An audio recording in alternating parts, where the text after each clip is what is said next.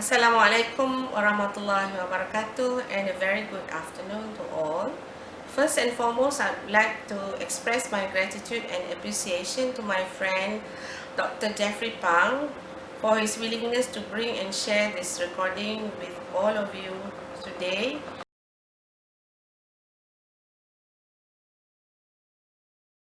As a member of Selangor State Council, I am responsible for housing and urban living in Selangor. In general, the focus of this standing committee on urban living, is to improve the quality life of the people, especially in urban areas. It is wide and covers many aspects, such as matters related to the provision of quality and affordable housing, conducive and safe living conditions, resilient urban environment, inclusive and equitable urban development. In Malaysia, the matters that related to urban living and urbanization have been touched in the second National Urbanization Policy, which contains 5 fundamental principles. The national urbanization policies are in line with the objectives adopted in the Sustainable Development Goals, especially Goal number 11, Sustainable Cities and Communities, which is to make cities and human settlement inclusive, safe, and resilient and sustainable. According to Department of Statistics Malaysia, about 90% of the state of Selangor is urbanized. This in turn makes sustainable urban management very important to ensure the quality life for the urban dwellers. Rapid urbanization process reflects the development and progress of the area and will in turn be beneficial for the people. Now the people have access to better facilities, including education, healthcare, and even better employment opportunities. However, this rapid urbanization process comes together with it some challenges, and I can name a few: rising costs, congestion of roads, and bad living conditions in some areas. It indirectly causes the inequality gap to increase as well, and we can see most residential areas for those in the low income group are normally less conducive. They have to face challenges and problems living in those areas. I do understand some of the problems originate from their behavior and attitude, but we have to make sure the living conditions that we provide to them will influence their behavior and attitude. I give you an example. People behave differently when they eat out in a restaurant or in an exclusive hotel as compared to eating at a mama stall. So living conditions or environment can certainly influence human behavior.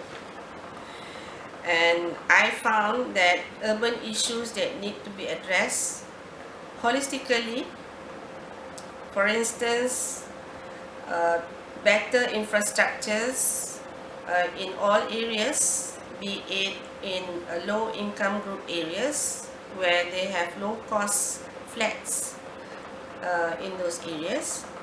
And the state of Selangor has come up with a very comprehensive set of policies, but however, the challenge is in the implementation of these policies and in the evaluation aspects.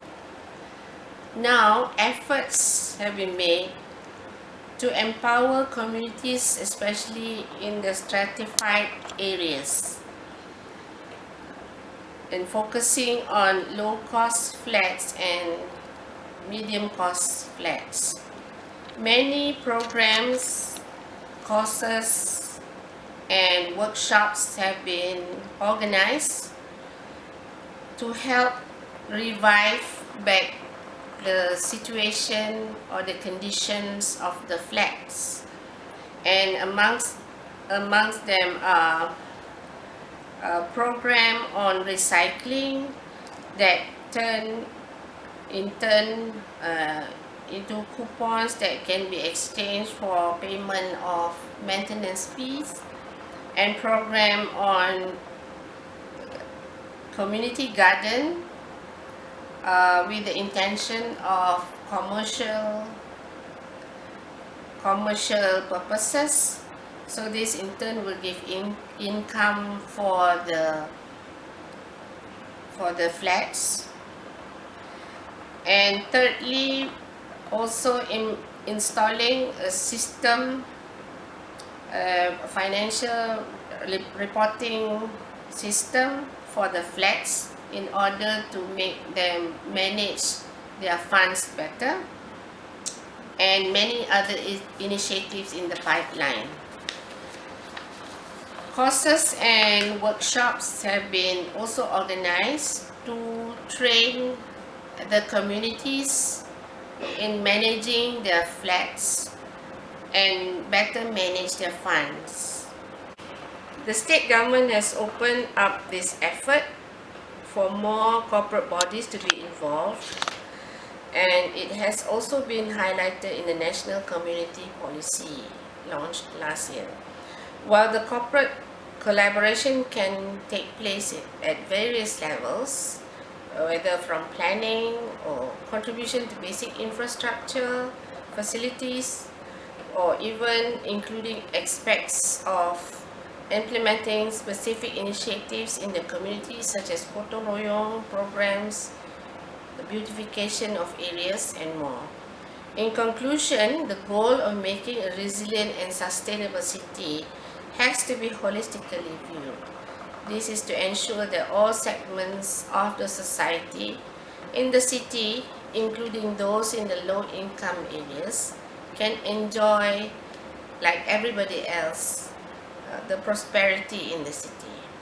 Inequalities and poorly managed societies due to urbanization and development can lead to instability in the society. And these issues can only be minimized and solved with the involvement of all parties. In this regard, I hope the results of critical discussions in the forum can be shared with policymakers, policy executors, especially the state of Selangor. Thank you.